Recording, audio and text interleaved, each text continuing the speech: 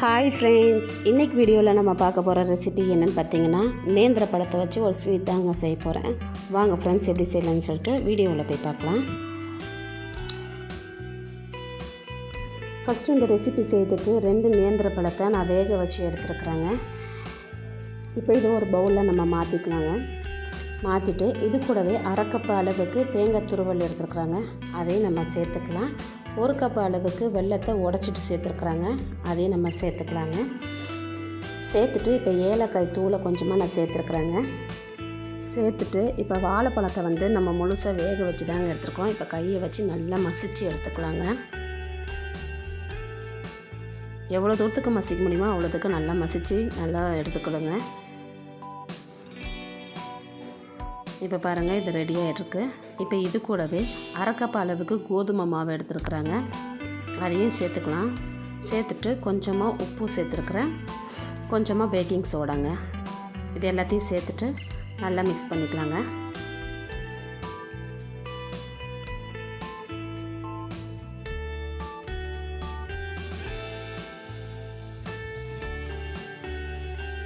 இப்போ பாருங்கள், மாவெல்லாம் நல்லா பிசைஞ்சு ரெடியாக இருக்குது. இப்போ கொஞ்சமாக கையில் எண்ணெய் தடவி இருக்காங்க. இப்போ இந்த மாவுலேருந்து கொஞ்சம் கொஞ்சமாக நம்ம உருண்டை பிடிச்சிக்கலாங்க.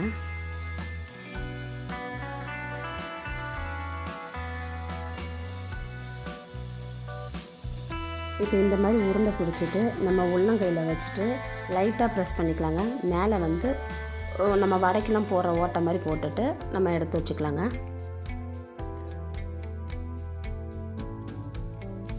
இப்போ ஒரு கடாயில் தேவையான அளவுக்கு எண்ணெயை ஊற்றிட்டு நல்லா காய வச்சுருக்குறாங்க. இப்போ நம்ம ஒன்று ஒன்றா போட்டு பொரிச்சிக்கலாங்க. இப்போ நம்ம இதை திருப்பி போட்டுக்கலாங்க. ஸ்டவ்வை லோ ஃப்ளேம்லேயே வச்சுட்டு செய்யுங்க, அப்போ தான் உள்ளுக்குள்ளே நல்லா வெந்து வரும்.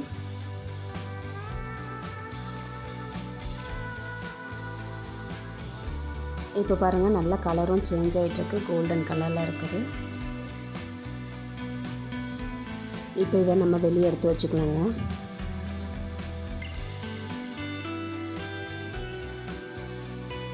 இப்போ இதே மாதிரியே அடுத்த பேட்சும் நம்ம போட்டு பொரித்து எடுத்துக்கலாங்க. ஸ்டவ் மீடியம் ஃப்ளேமில் இருக்கட்டும், அப்போ தான் உள்ளே வெந்து வருங்க. இப்போ ஒரு சைடு வெந்ததுக்கப்புறமா அடுத்த சைடுக்கு நம்ம திருப்பி போட்டுக்கலாங்க.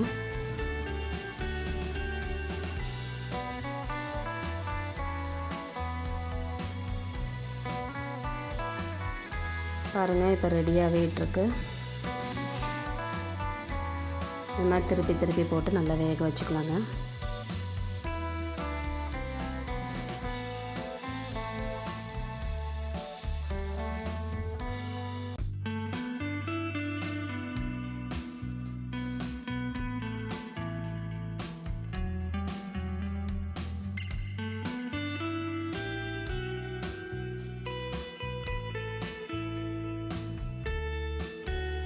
இப்போ இது நல்லா ரெடி ஆகிடுச்சு. இப்போ இதையும் எடுத்து நம்ம வெளியே வச்சுக்கலாங்க.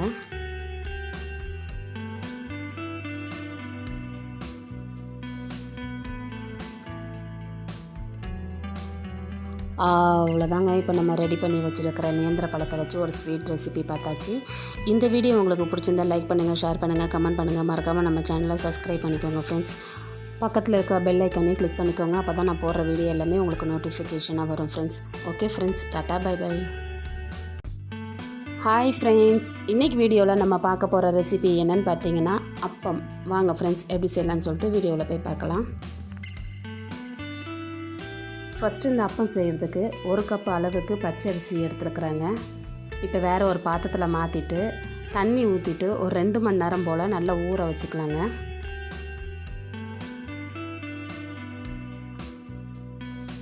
அரிசியை நல்லா சுத்தமாக கழுவிட்டு தண்ணி ஊற்றிட்டு ஒரு 2 மணி நேரம் போல் நல்லா ஊற வச்சுக்கலாங்க. இப்போது வேறு ஒரு பாத்திரத்தில் 1 கப் அளவுக்கு வெல்லம் எடுத்துருக்குறாங்க. இப்போ இது கொஞ்சமாக தண்ணி சேர்த்துட்டு நம்ம இதை நல்லா கொதிக்க வச்சிடலாங்க. இந்த வெல்லத்தை வெல்லம் நல்லா கரைஞ்சி வந்தாலே போதுங்க. இப்போ நம்ம ஸ்டவ் ஆஃப் பண்ணிடலாம். இப்போ 2 மணி நேரத்துக்கு நம்ம ஊற வச்ச அரிசி நல்லா ஊறி வந்திருக்குங்க. இப்போ நம்ம ஒரு மிக்ஸி ஜாருக்கு மாற்றிக்கலாம்.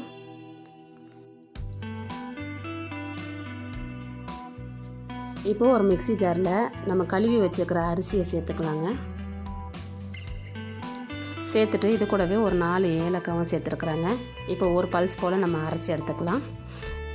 இப்போது சின்ன சின்னதாக வெட்டி வச்சுருக்கிற ஒரு வாழைப்பழத்தை நான் சேர்த்துருக்குறேங்க. அதையும் ஒரு தடவை பல்ஸ் மோடில் அரைச்சிக்கலாங்க. இது கூடவே அரை கப் அளவுக்கு தேங்காய் துருவல் எடுத்துருக்குறாங்க. அதையும் நம்ம சேர்த்துக்கலாம். அது கூடவே நம்ம கரைச்சி வச்சுருக்கிற வெல்லத்தையும் வடிகட்டிட்டு நம்ம சேர்த்துக்கலாங்க. இப்போ இது எல்லாத்தையும் சேர்த்து நல்லா நைஸாக அரைச்சிட்டு நம்ம எடுத்துக்கலாங்க. பாருங்கள், இந்தமாதிரி நல்லா நைஸாக இருக்கணும்.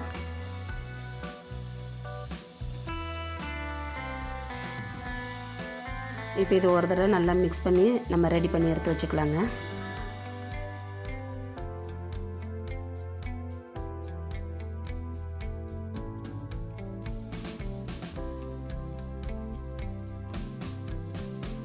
இப்போ ஒரு கடாயில் எண்ணெயை நல்லா சூடு பண்ணி வச்சுருக்குறாங்க. இப்போ நம்ம ஒரு கரண்டி அளவுக்கு இந்த மாவை உள்ளே சேர்த்துக்கலாங்க. சேர்த்துட்டு நம்ம லோ ஃப்ளேம்லேயே வச்சுக்கலாங்க. அப்போ தான் நல்லா வெந்து வரும். உள்ளுக்குள்ளே நல்லா சாஃப்டாகவும் இருக்குங்க.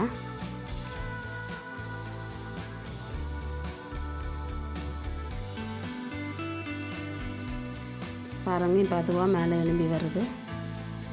இப்போ நம்ம கரண்டியை வச்சுட்டு திருப்பி போட்டுக்கலாங்க.